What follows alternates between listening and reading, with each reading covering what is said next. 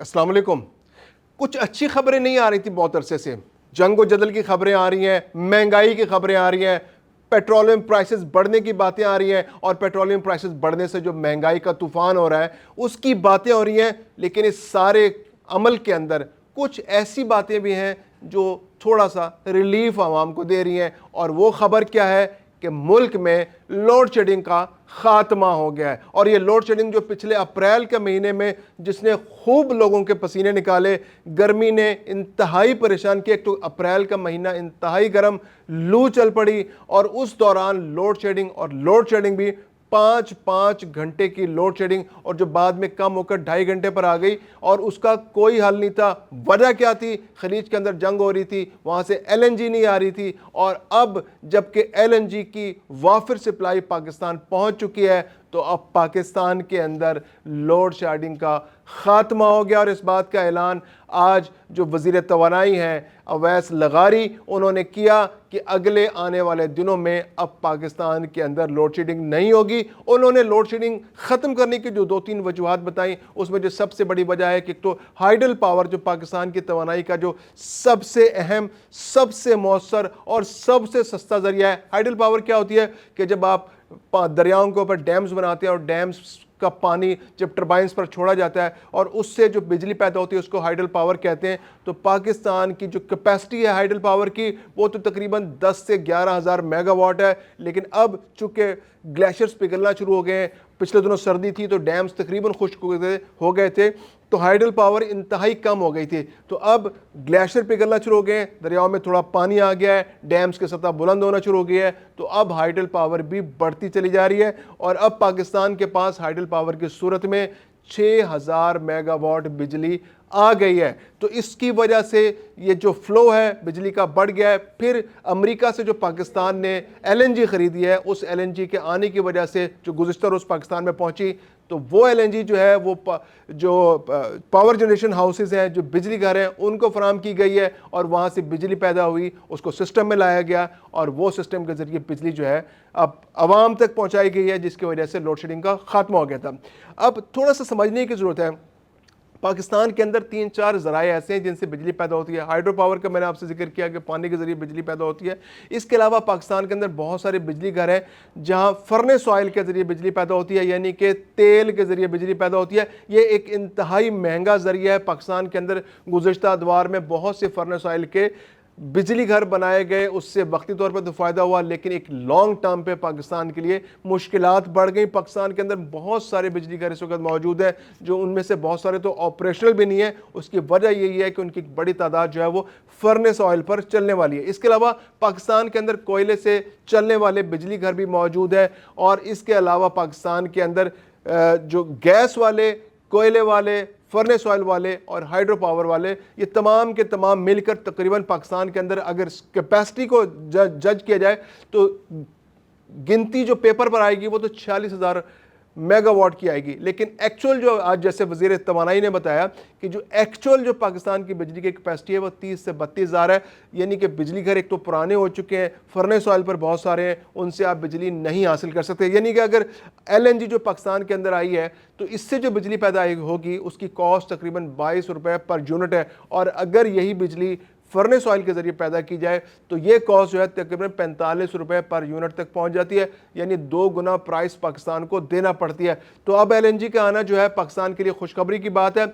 अब खलीज की जंग से इसका क्या ताल्लुक है, जो अबना अरबस के इससे ताल्लुक है?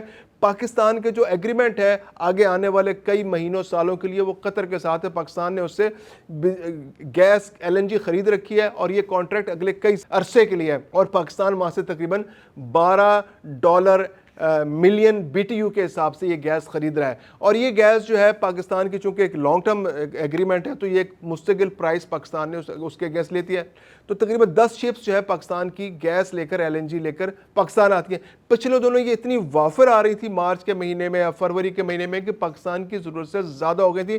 तो अप्रैल के आगाज़ में पाकिस्तान ने, जब खलीज की जंग शुरू नहीं हुई थी, तो मार्च में पाकिस्तान ने कतर से कहा था जी कि हमें इतनी गैस नहीं चाहिए, बल्कि रिक्वेस्ट की थी कि जी हम वैसे तो हम बाउंड हैं कि हमने जिस तरह से आपसे एग्रीमेंट किया है कि 8 से 10 शिप्स हमने लेनी है, तो ये 2 से 3 शिप्स हमारे लिए इजाफी हो गई हैं। तो आप प्लीज़ इनको कहीं और फरोख्त कर दें, हम इनको नहीं लेना चाहते, जो कतर ने हमसे एग्री भी कर लिया था। लेकिन फिर बाद में सूरत हाल बदली और जब ईरान पर अमेरिका ने हमला किया और जब आबनाए हरमज़ रुक गई, तो पाकिस्तान के लिए गैस की सप्लाई जो पहले 8 से 10 शिप्स पाकिस्तान के लिए वाफर हो गई थी, वो अचानक रुक गई और तकरीबन अब पिछले कुछ अरसे के अंदर अप्रैल के महीने में जो 8 शिप्स आनी थी वो नहीं आ सकी, जिसकी वजह से पाकिस्तान के अंदर LNG का बहरान पैदा हो गया। सुई गैस पाकिस्तान से निकलती है, लेकिन वो सुई गैस इतनी ज़्यादा नहीं है कि उसके ज़रिए पाकिस्तान के अंदर बिजली को पैदा किया जा सके और पाकिस्तान की ज़रूरियात को मुकम्मल तौर पर पूरा कर दे, क्योंकि इंडस्ट्री को भी चाहिए होती है गैस। और इसके अलावा जो सबसे प्रायोरिटी है वो डोमेस्टिक सार्फिन है, उनको गैस फराम की जाती है, राशनिंग करके दिन में कुछ घंटों में फराम की जाती है और कुछ में वो गायब हो जाती है। तो अब ऐसी सूरत हाल में जब गैस की कमी हुई LNG की, तो पाकिस्तान ने फिर स्पॉट बाइंग की और स्पॉट बाइंग के लिए पाकिस्तान ने राब्ता किया अमेरिका से कहा जी कि हमें आप कुछ गैस फराम कर दें, LNG की हमें ज़रूरत है।